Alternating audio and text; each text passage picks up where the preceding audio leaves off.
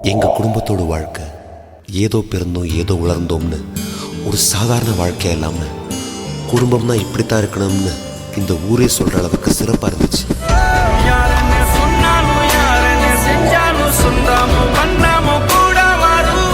உங்கள் வீட்டில் எல்லா நாளும் கார்த்திகை, எங்கள் நிலவில் என்றும் இல்லை தேய்திரை.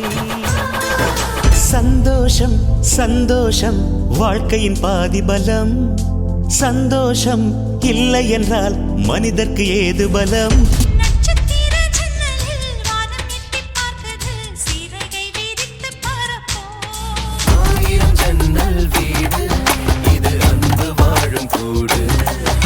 பச்சை கிளிகள் தோளோடு பக்கத்திலோ மணியோடு பூலோகம் ஆனந்தத்தின் எல்லை.